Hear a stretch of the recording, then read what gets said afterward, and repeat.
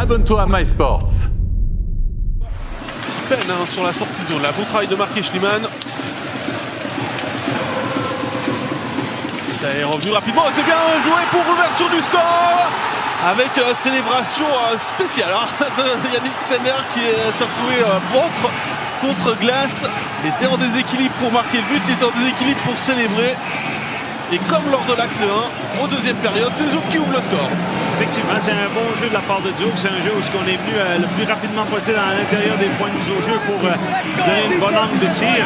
Et ce qui a permis, comme là on voit, il y a peut-être aussi un puck qui est un peu perdu dans la zone neutre par Zurich. Ils essaient de retaper le puck au fond de la part de Schliemann. Ça n'a pas été réussi. Et puis voilà, c'est également son homme qui va marquer. C'est lui qui a perdu la rondelle dans la zone neutre et c'est lui qui n'arrive pas à garder son homme jusqu'au filet. Et là, il doit être capable de boxer out, comme on dit, mais surtout prendre la canne du joueur. Mais c'est très bien joué de la part du tireur qui fait un tir-passe plutôt que de prendre un tir dans les jambières à Kovar.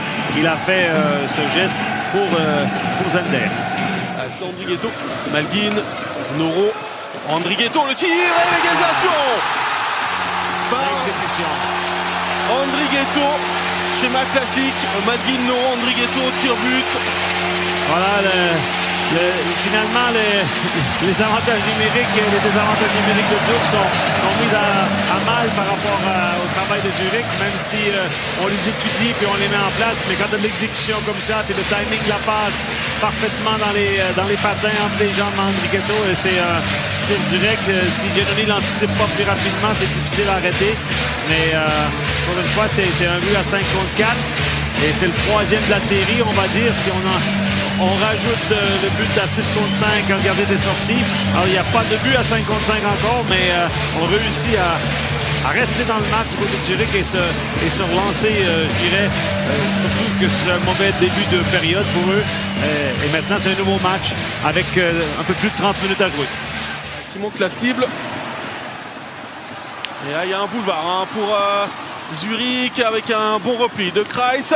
Un peu qui rebondit favorablement. Et c'est Malguin qui peut marquer le 2-1 dans une cage grande ouverte à 3 minutes 3 de la fin de cette troisième période. Quel jeu de Hollenstein là-dessus. C'est comme si, je sais pas, mais j'ai dit il y a quelques instants, on sent ça venir. C'est leur style de jeu. C'est vraiment une équipe qui est sereine dans ce qu'elle fait. Puis elle est patiente. Ça marche pas une fois, même si c'est un mauvais choix de jeu. Ils vont réessayer tout de suite après si l'occasion se présente. Et là, Souris manque un but quasi de l'autre côté. Je sais pas s'il a manqué la cible ou ça a touché Kovar. Encore une fois, puis là, dans ce contre-attaque, Hollenstein attend, est patient. Et la rondelle, elle vient sur son revers, il peut la ramener de la patience de Hollenstein, changer sa position. Le défenseur a pourtant la canne contre le puck, mais incapable d'empêcher la passe de revenir devant le filet. Et l'agilité de Malguin lui permet de...